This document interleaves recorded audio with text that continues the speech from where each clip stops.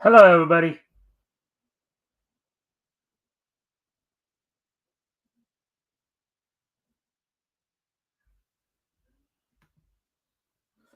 All right, so welcome to the Mikestand. Happy Monday, everybody. Um, as always, if you guys can help me out by liking and sharing the stream, see if we can get some more friendly people in here to engage. That'd be appreciated. Also, if anything here we talk about grabs your attention, feel free to comment and/or ask questions. I'll try to answer the questions to the best of my ability. So, anyways, we'll give it a few minutes while I wait for people to come in to see if yeah, and then I'll go over what's on tap for tonight. Um, hopefully,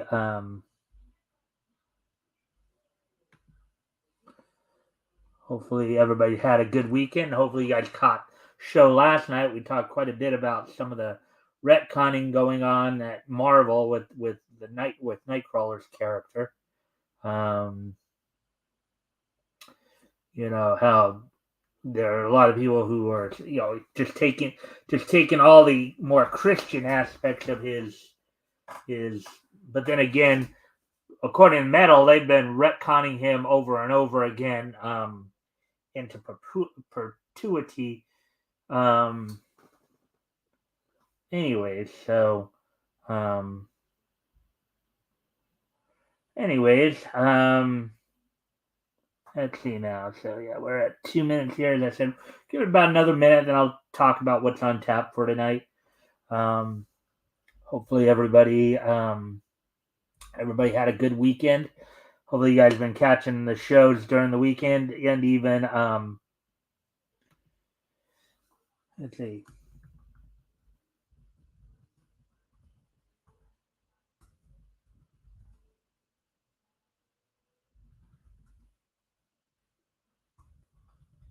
Let me think.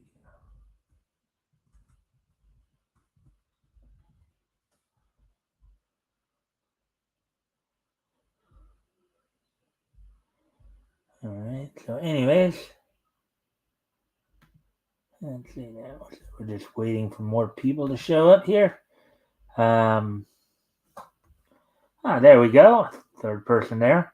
All right, and we are at the 3 minute mark. I guess I'll go over what's on tap for tonight. So we're going to go over a couple of articles.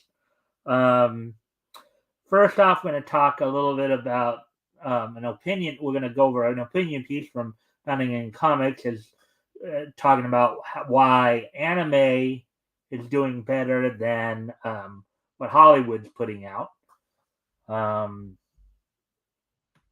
let me see. The exact article says anime's focus on themes provides better storytelling than Hollywood's preachy use of allegory.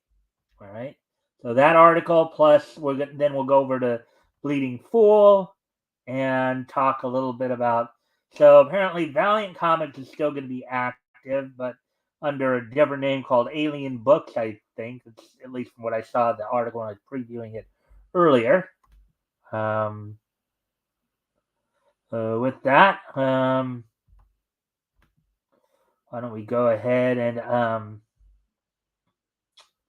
let me try. I don't know if I really want to do this like this because. Okay, there we go. We did get a second like there. Just hope that. Okay. Wow, we got more. All right. So, anyways, so why don't we go ahead and get started? And of course, as always, guys, if anything here we talk about grabs your attention, feel free to comment and/or ask questions, and I will do the best I can to answer the questions. So let's get into the first article here then. Um, thought.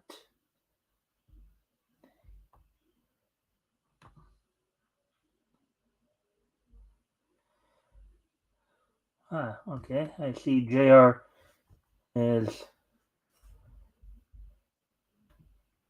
All right. So, all right.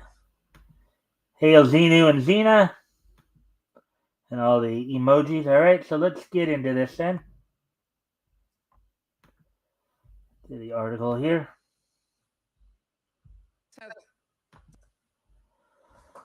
All right. From December 1st, Opinion. Anime's focus on themes provides better storytelling than Hollywood's preachy use of allegory. Article by Selvir uh, Kaltich, published this past Friday. So let's get into this then. The imposing Colossus Titan from Attack on Titan Season 3 from Mappa Studios. All right, so, and look at that. That's quite a sight, isn't it?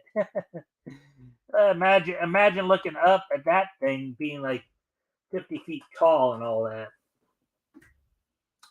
A significant warning sign for screenwriters poses a threat to the overall quality of their writing, while diligent effort and study can solve issues like grammar and punctuation. There is no remedy for a writer who believes their writing will change the world.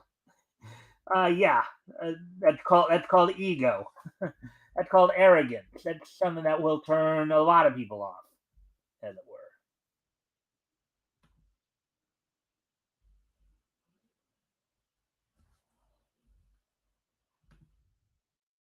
were. Let's continue on here then. Let's see. To illustrate this point, consider that Dostoevsky's writings did not change the world. Yet a mediocre Hollywood writer, driven by inserting, in smaller quotes here, the message, um, in parentheses here, you may take a whiskey shot, on parentheses, envisions their work as a catalyst for change. The overtly preachy era of Hollywood provides an opportunity to explore the difference between allegory and theme.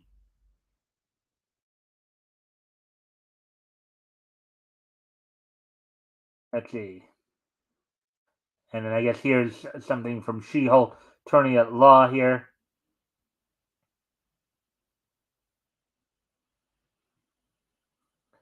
Hmm.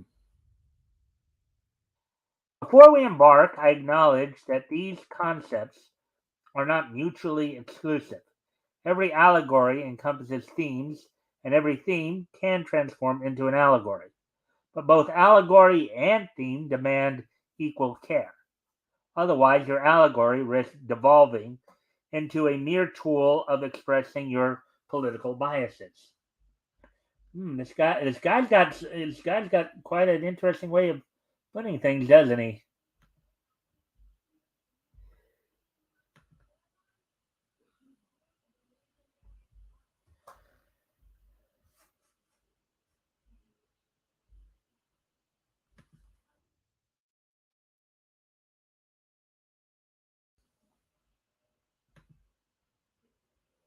Hmm. So, anyways, getting back to the article here. Let's see. Given that politics emanate from personality types, they often limit the scope of perception regarding the human condition.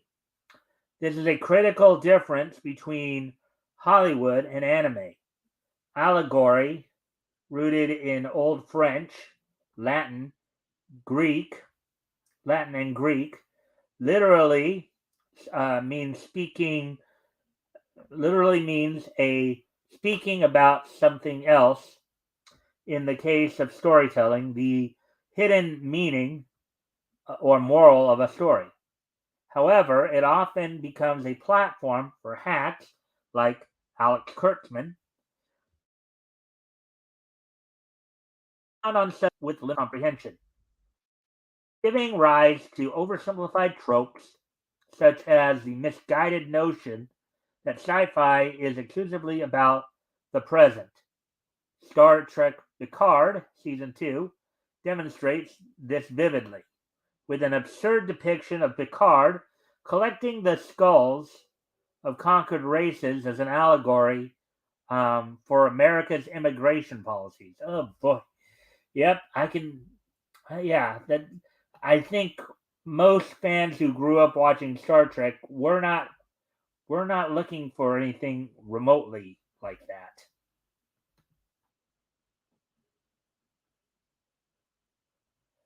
Um,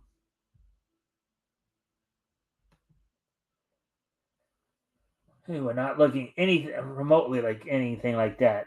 But anyways, um, it is mere speculation, but it appears Kurtzman thinks Donald Trump's shadow likes taco bowls so much that he uses I am not finishing this sentence. Okay. Probably an image that we none of us want to see, say the least. This is also why allegory opens the floodgates for the in small quotes missing the point movie meme.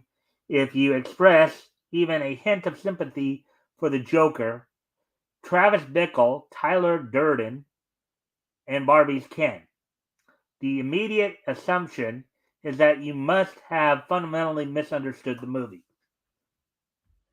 Probably not, but still don't care. That is the only explanation, in parentheses here, because the writer insists on it. Yeah. Fools who say they're never wrong end up being wrong all the time. It couldn't be the fact that the human condition is vast and that people identify with tragedy, using it as a narrative elixir of what not to do in life. This way, such characters turn into tragic heroes. There's Arthur Fleck, um, Joaquin Phoenix kills the first time in Joker 2019. But the allegory also tends to oversimplify economics, as seen in movies like Elysium. Um, Besides its visual appeal, Elysium is just a roller coaster of economic illiteracy. All wealth generation devalues um, human labor. That is something writers cannot ignore. The hockey stick of wealth is real and the result of human ingenuity. Hmm.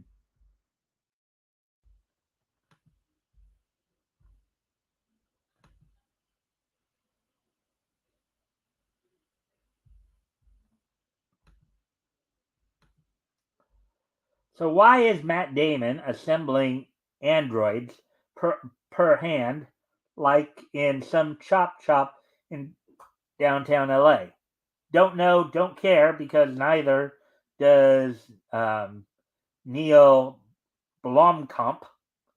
Um, but the expectation is to treat Elysium seriously as an allegory for contemporary inequality.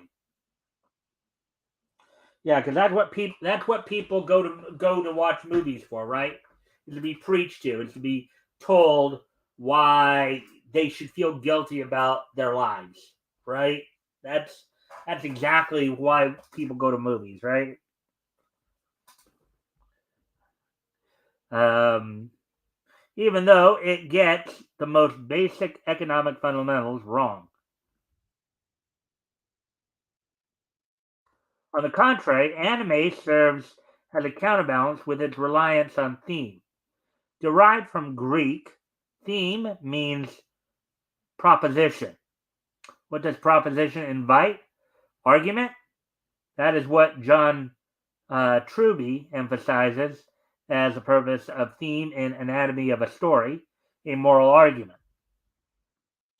Your theme permeates every aspect of your writing, dictating scenes, shaping dialogue, and influencing character choices. All true, of course. The characters weave the fabric of arguments that support or counter the overarching theme. As a writer, it's crucial to be able to be capable of exploring every facet of the argument. Have you ever noticed how in recent Hollywood productions, the accused party rarely defends itself. When Falcon berates a senator, the response is passive acceptance to, in smaller quotes, do better. Yet regardless of the evil most individuals think they are doing what is right and become defensive about their actions.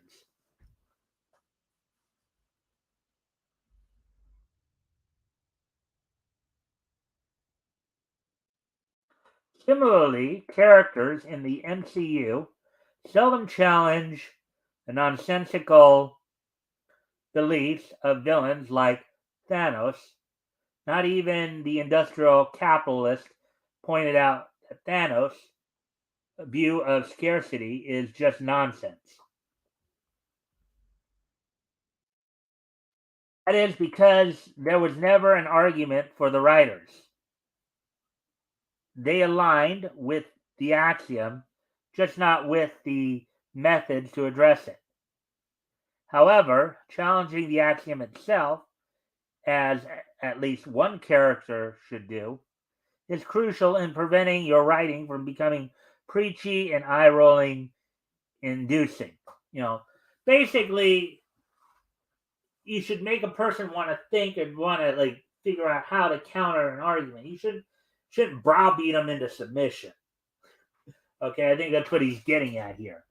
Whereas at least with anime, they will at least give the point and counterpoint. You know, so um,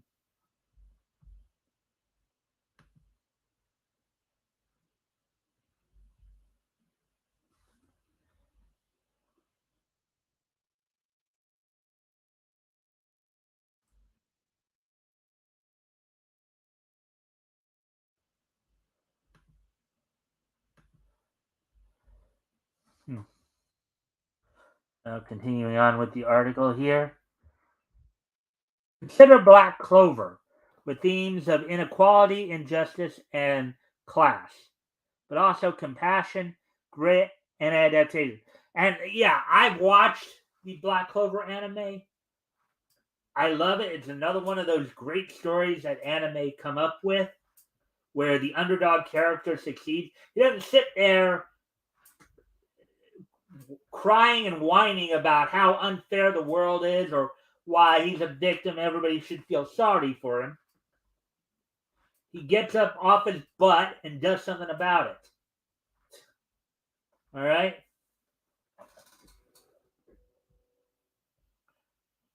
In a magical world where one's social standing is determined by mana levels, the show recognizes the complexity of its hierarchy. Black Clover, and of course, and just before continue on there, Black Clover is one example. Naruto's another example. You'd see it in Yu Yu Hakusho too. There's a few stories out there like that where either an underdog character or a character you think is not deserving of any praise shows that they are. You know what I mean? Black Clover understands that improvement is not as simple as Falcon's quote unquote do better. It explores the innate need for hierarchy and poses the question, how should it be structured? It, in this narrative approach, the hero's lack of any mana becomes an argument on the theme. Various characters advocate different views, such as the belief that only the strong should rule, or an unwavering compassion for the weak, or the conviction that merit and competence should dictate hierarchy. The show challenges the notion that individuals without mana cannot rise to prominence, emphasizing the importance of grit and hard work. Again, very good messaging there. And Black Clover is just one of quite a few animes out there that does that.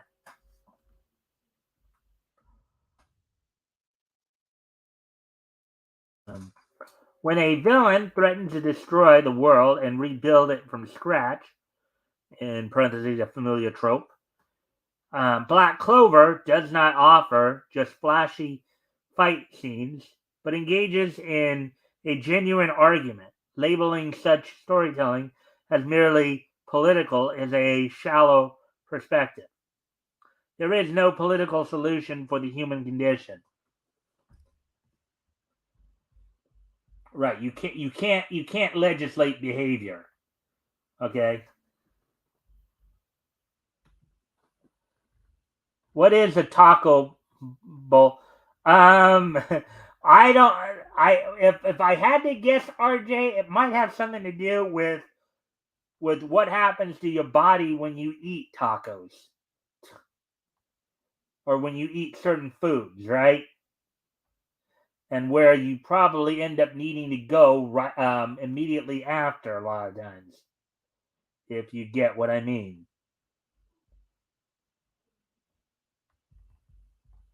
That's just my guess at that, but yeah. So, huh. Anyways, let's see now.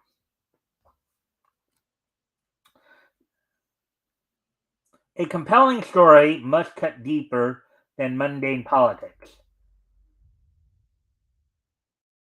And there's Asta right there, who's voiced in the Japanese by Gakuto Kajwara and Dallas Reed in the English dub. Um,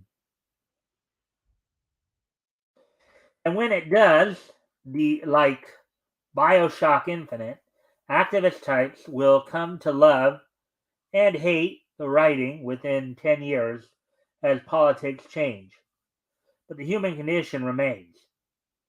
Case in point, Attack on Titan. This show is a masterclass on the human condition.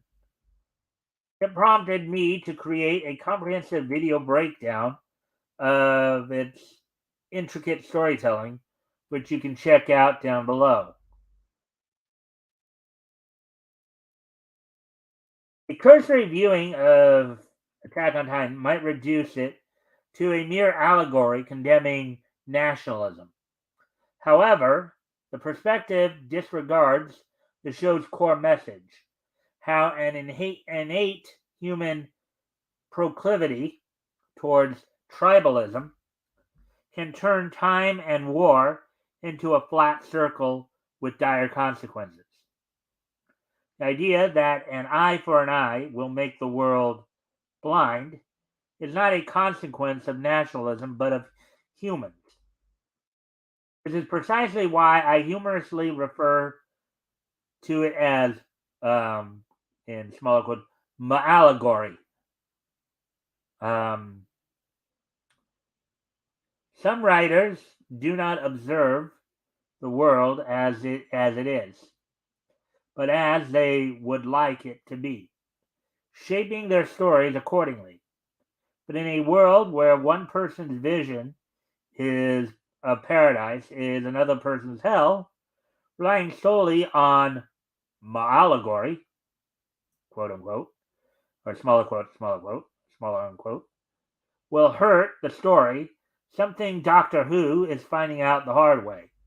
I guess he's talking about some of the recent issues Doctor Who is going through. So there we go with that one.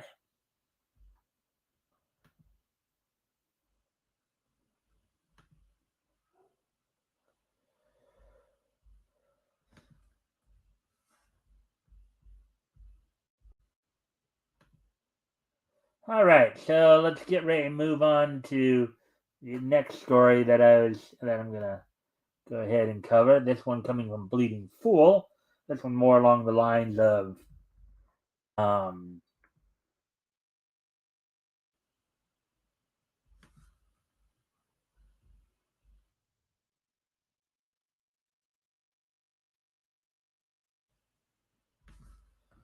along the lines of comics.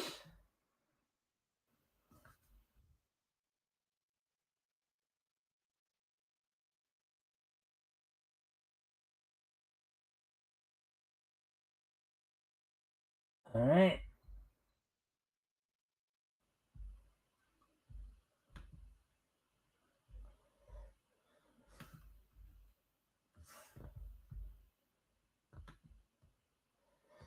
Okay, so here we go. Getting ready to move on to. So here's the next article here. End of an era. Valiant Comics now being published by Alien Books. Article by Chris Braley, published back on December 2nd, 2023, which of course was this past Saturday. So let's take a look at this. So back in June, Valiant Entertainment announced that the struggling comic publisher had entered into an agreement with international comics publisher Alien Books to fortify Valiant's collapsing publishing company. Alien Books, as led by Marius Tamarki, a unique comic book publishing company with experience in international markets, the Valiant line of publishing was expected to look a lot different in the 2024 publishing schedule. And now we're seeing what that meant. Alien Books, a little known publisher that recently published Sunshine Patriots, a new series by Howard Chaykin, is licensing the Valiant line and taking over all publishing duties from Valiant. And an unknown number of Valiant staff were expected to move over to Alien Books during the transition. So much like what you saw, how some of the comic book companies operate in the golden age too. You'd have guys kind of moving around, freelancing, all that.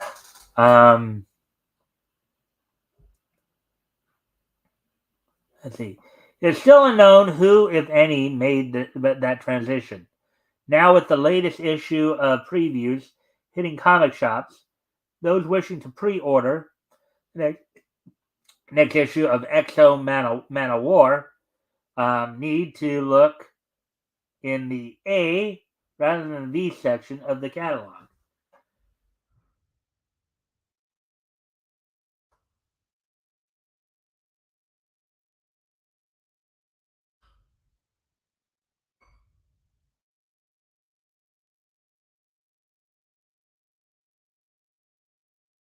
Valiant Entertainment was first established in 1989 by former Marvel editor-in-chief Jim Shooter, but majority ownership decided in 1992 they didn't need Shooter, the company's primary creative force, and he was eventually forced out, and the publisher has never quite been the same.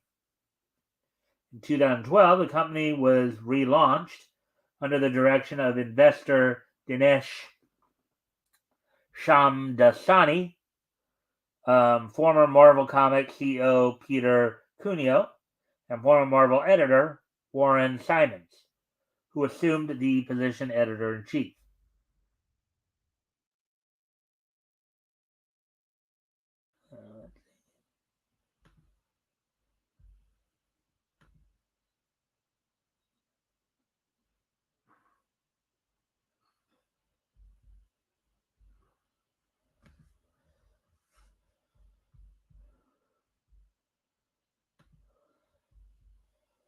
All right, so then in 2017, Valiant was undergoing its third or fourth rebirth with another cross-media superhero universe announcement in all the trades, but within a year, the team behind the 2012 relaunch and the 2017 rebirth left the publisher when it was acquired by GMG Entertainment, and a new editorial and executive team took their place. One of their first hires was a failed editor who was way too impressed with herself, and who soon left for greener pastures at now failing IDW, aka Heather Antos, I believe.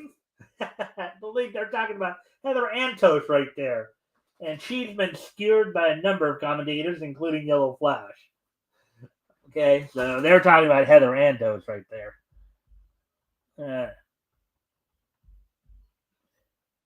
And she has been skewered by by a number of commentators, as I understand it.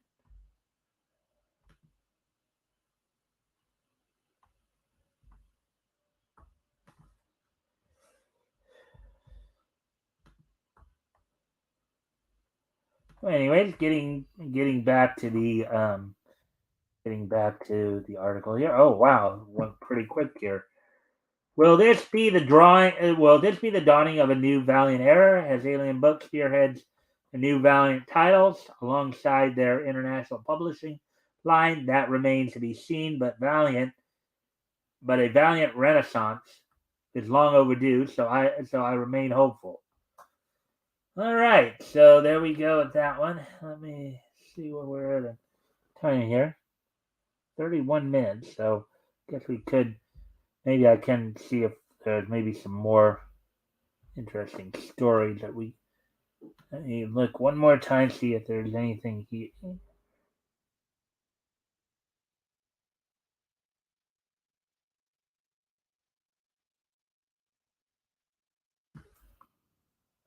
One more time, see if there's anything here that we should.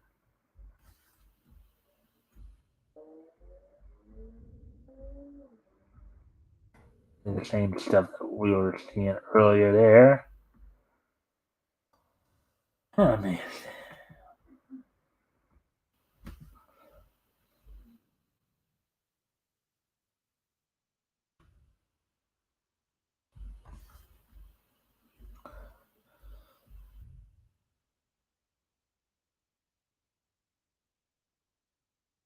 All right, nothing really here of interest either.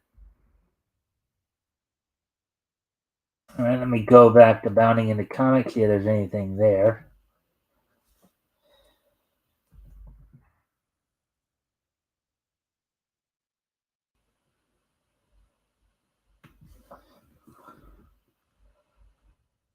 What I do need to do here. Let's see.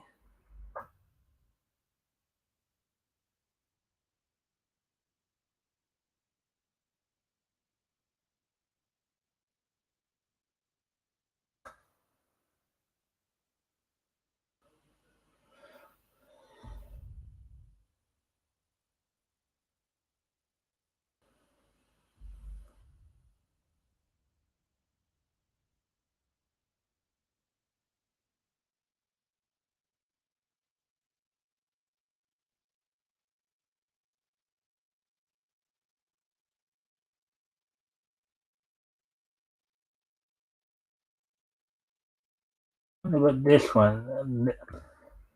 A quick peek at this article here. Is this from Comic? Because they're talking about industry down. Okay, so all right. Well, let's take a look at this one then, because this article seemed to be a bit interesting here.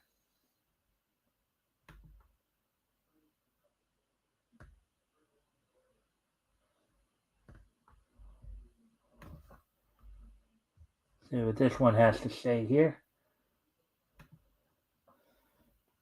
For a minute. All right. Let's see. So, Marvel Comics executive Tom uh, Brevoort denies industry is dying, instead argues, quote, what is likely happening is that the market is changing. Article by Spencer Baculi, published earlier today. Let's see what he has to say on all this. All right. So, well, I don't know if it's changing or it's not changing. You thought you would make more money by catering to the SJWs, and you didn't. So now you have to you know,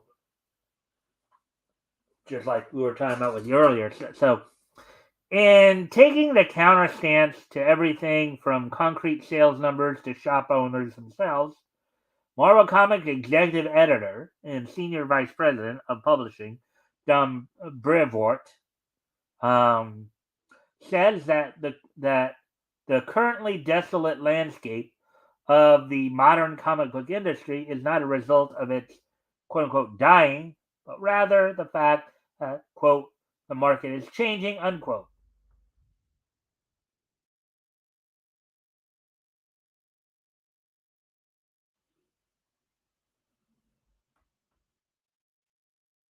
Brevoort, whose current list of assignments from the publisher include Captain America Volume 11, Avengers Volume 9, the current crossover event GODS Volume 1, offered his diagnosis of the industry on November 20th via the 86th overall entry made to his personal Substack, A Man with a Hat.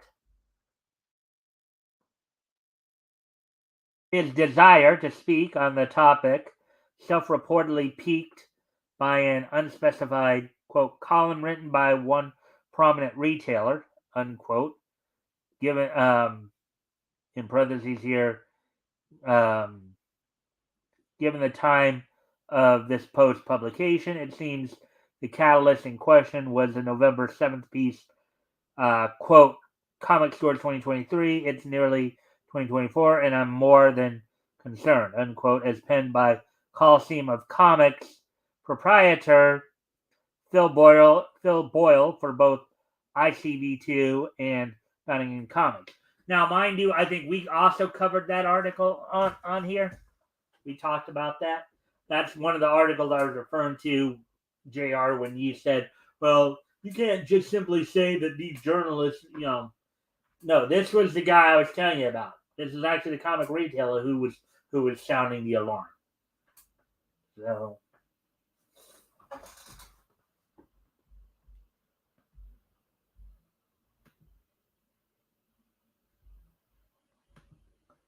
anyways.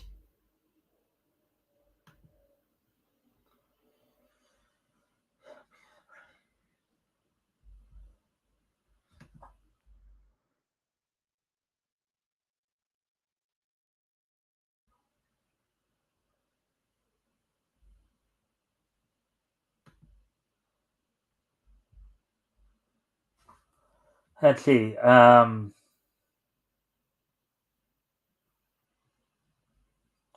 Brevoort began his response with the assertion, quote, forget about comic books retailing of any sort. Retailing of any sort is an extremely difficult vocation in 2023, following on the heels of a global pandemic and lockdown that disrupted regular buying patterns. Now, while that might be true, that is a contributing factor, the fact is that if you're trying to push certain agendas down people's throats and they don't want to see it or read it or anything like that, and they stop buying books, that's also a contributing factor.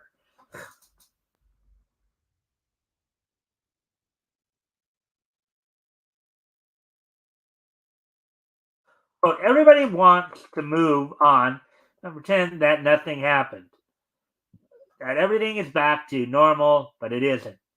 The time that will take is a lot longer, if it ever happens, unquote, argued the longtime Marvel Comics staffer.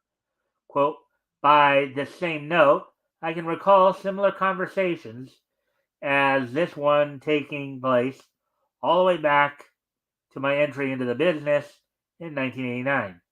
No doubt they were going on before that, particularly in the 1970s and the 1950s, and so on and so on, unquote.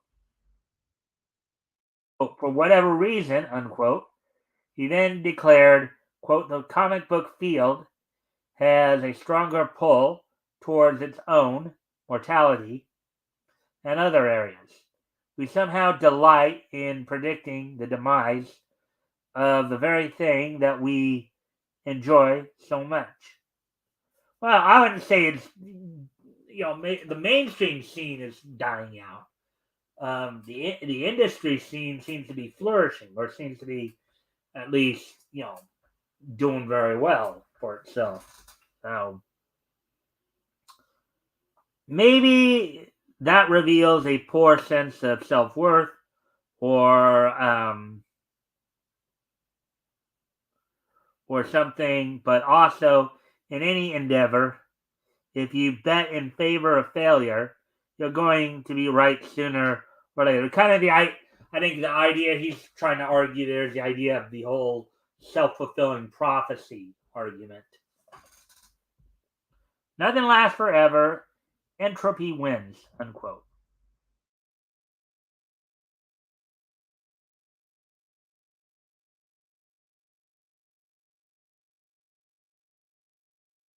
Brevoort continued, quote, still, those folks who were predicting the demise of the field 10 or 20 or 30 years ago would no doubt be shocked to learn that it is still here. The diversity of material, new and old, and is readily available today is outstanding and shows no genuine sign of abating. What is likely happening is the market is changing, and change is almost always scary, unquote. It's not merely changing because the changes that is happening are people are just not liking. So,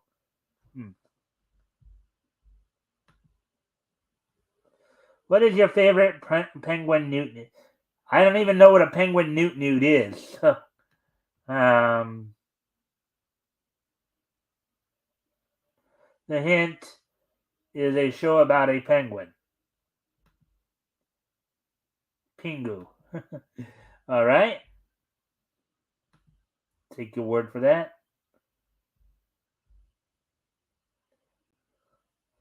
I think the only anime I know of with penguins in it is, well, there's a few out there, but the one that where penguins are the main character, I think is Pandemonium or something like that. I don't even remember the name of it. But anyways, as we continue on here, let's see where are we at. Okay.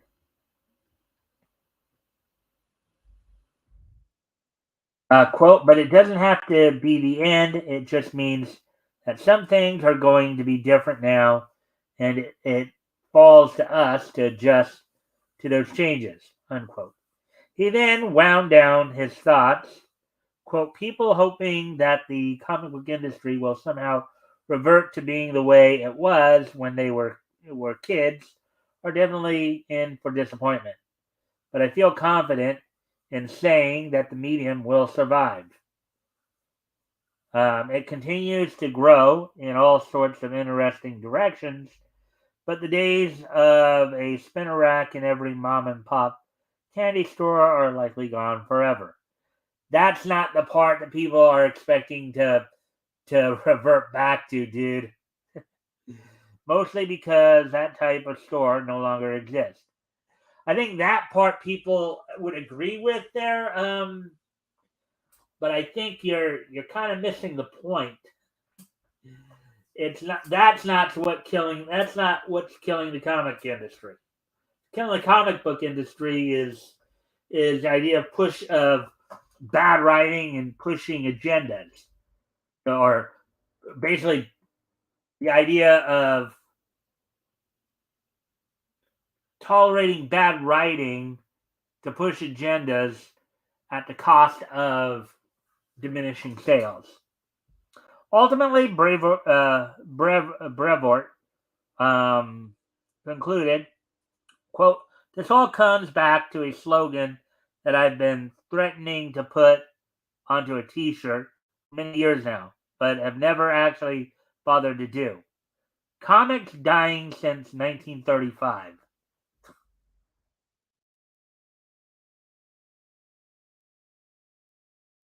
Well, 1935 was probably the year they started, publishing more regularly. But as if you guys have watched my Friday shows enough, you know that some of the earliest comic books date all the way back to as early as 1933. So, yet despite Brevoort's seeming optimism, as noted above, it seems the sentiment is shared few and far between those in the industry. For example, in his piece, the aforementioned Boyle decried, quote, where did, in brackets, the industry go off the rails? It's not such a conundrum to anyone with two active brain cells. and a list of back issues they need to complete their runs, unquote.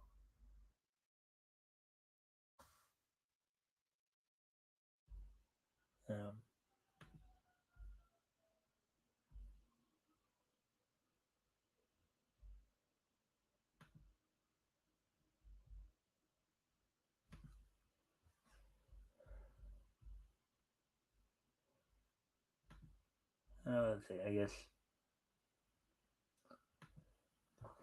What's your favorite Pingu ISIL? I don't have one.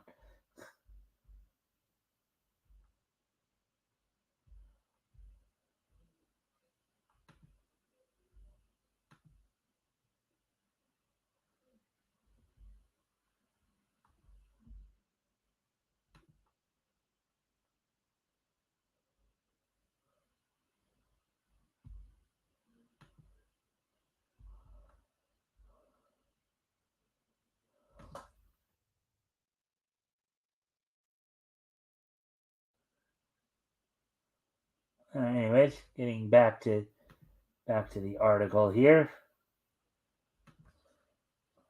Let's see. Comics, quote, comics first and foremost have always been entertainment, unquote, wrote the store owner. Quote, sure, collectible entertainment, which justifies the cost to entertainment ratio, but along the way, the immediate sale and false bolstering of numbers through variant covers, convoluted events, and incessant reboots left the considerations of the fans behind. Character swapping, gender bending, and changing sexual orientation of beloved characters fell flat with the Wednesday Warriors, who supported the industry for decades. Uh huh. Exactly what we were talking about, right? The crowd of new readers the changes were meant to attract didn't translate to a one-for-one swap, leaving a declining customer base. In other words, the very what he's saying there, what Phil Boyle's saying there, is that the very people that these people were trying to cater to by putting all this stuff in for the quote unquote for representation's sake, um, didn't happen. The people that they thought would start buying more comics if they were quote unquote represented did not happen. And so what you basically did is you basically flip the bird to your existing customer base to try to attract people who just weren't going to buy the comics, who weren't going to partake. Yeah, stuff like this did not go over well with those who were actually partaking in the material. Likewise, in announcing its recent decision to shutter its doors, Jeffries Comics, the now former longest running comic shop in Los Angeles, California, again, we covered that story as well, noted that in regards to comic book sales, quote, for the first 40 years, Diamond Comic was our single service supplier, as they lost the rights to distribute Marvel and DC comics, which had once become a streamlined process, or doing one order and picking up from one location became multiple orders and multiple ways of delivery, um, with multiple days of releases. The powerhouse that used to be New Comics Wednesdays in smaller quote has ceased to be, and with it, a lot of spending habits of the customer base. Mm-hmm. Yeah, again, that was again something we talked about as well, right? Talked about that as well in some of the material.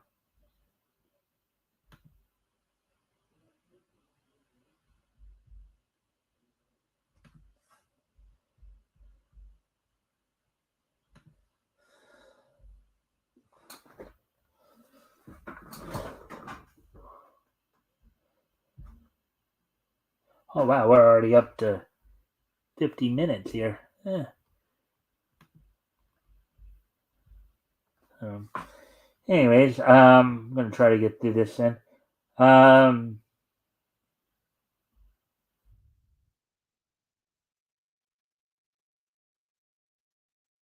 and one of many other further examples, even hack slash creator and current DC writer Tim Seeley has lamented the current state of the industry, stating in a now deleted post originally published to his personal Facebook page on September 7th.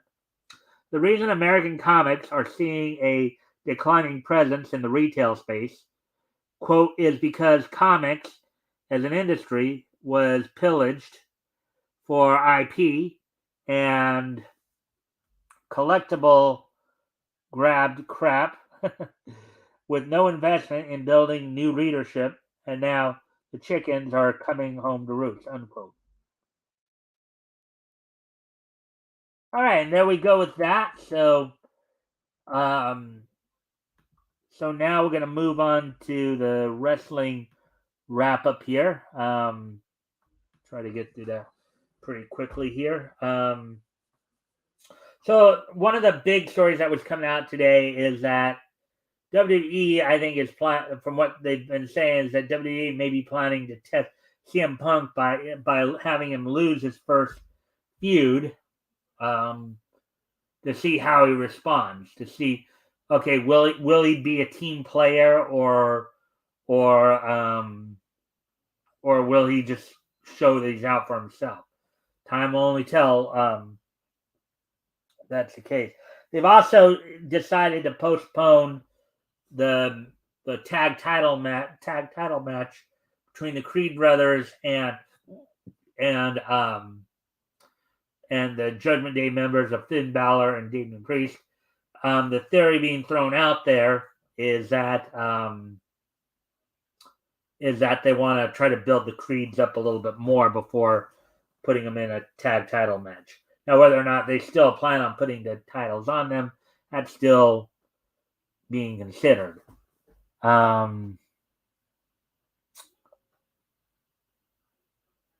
Also, from over this weekend's collision, um, as we have newer results from, of course, the Continental Classic on AEW from this past weekend's collision. Brody Lee took the points lead in the Blue League bracket, defeating Claudio Castagnoli, having 6 full points. Brian Danielson defeated Eddie Kingston, getting his first 3, and then Andrade defeated Daniel Bryan, or not Daniel Bryan, but Daniel Garcia, for the Daniel Garcia for the to get his first 3 points. So at least in the Blue League, you have Brody Lee ahead with 6 points, followed in second place by Andrade, Claudio Castagnoli, and Brian Danielson, each with 3, and then of course Daniel Garcia and Eddie Kingston both have goose eggs. And Kingston, coming into the tournament, he's the reigning Ring of Honor and Strong New Japan Strong, which he basically put into the pot to form the Triple Crown.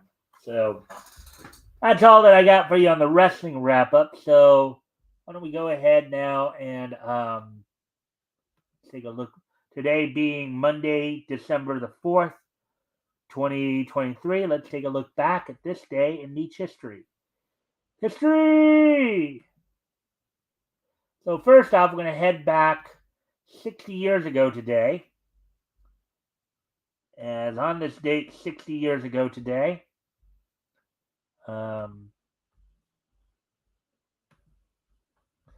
on this date, 60 years ago today, Japanese wrestling legend Riki Dozan, who was the reigning NWA International Champion at the time, retains his title.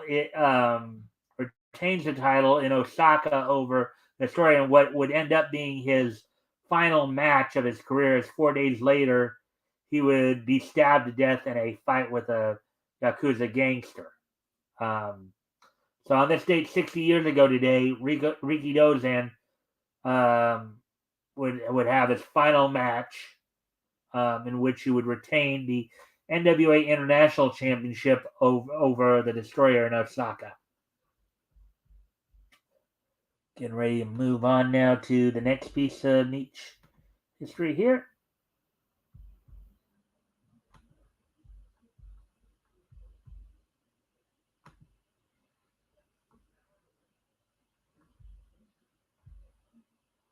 And move on to the next piece of niche history here as we get ready to. All right, moving ahead to 1993. On this date, 30 years ago today, the following shows would be canceled.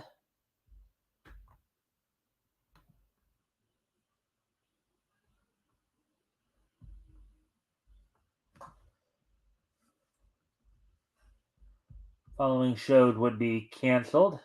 As I get over to it. On Fox Kids, Tom and Jerry Kids and Droopy Master Detective would be canceled on this date back in 1993. And on ABC, the Wild West Cowboys of Moo Mesa would be canceled on this date. So Tom and Jerry Kids, Droopy Master Detective, and the Wild West Cowboys of Moo Mesa would be canceled on this date back in 1993. So there we go with that one.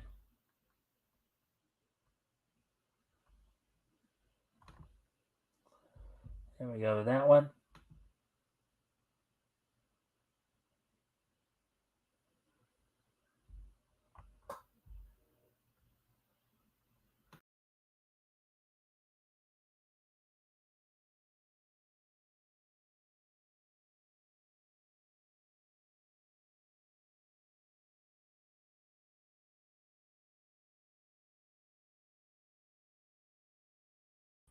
All right, sorry about that. Apparently, some things went a little tricky there. I was out for a moment, but anyways, try to wrap this up real quick here.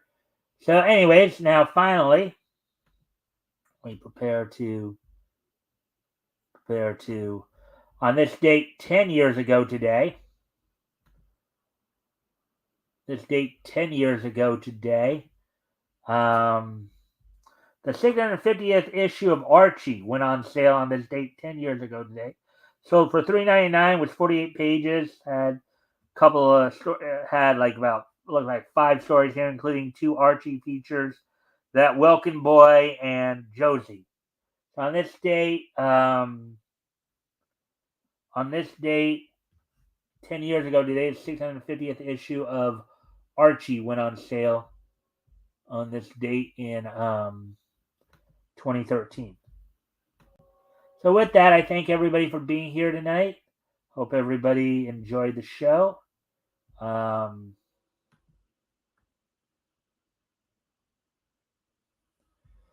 everybody enjoyed the show, and hope to see it. Don't forget that this Friday, of course, will be, of course, Tim Olson will be joining me as we will be,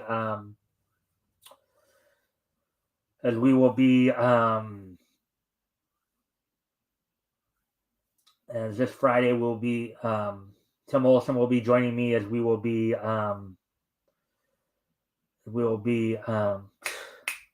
going over books that went on sale from Marvel Comics in January 1940. And with that, I thank everybody for being here, and I hope to see everybody back here tomorrow. Bye.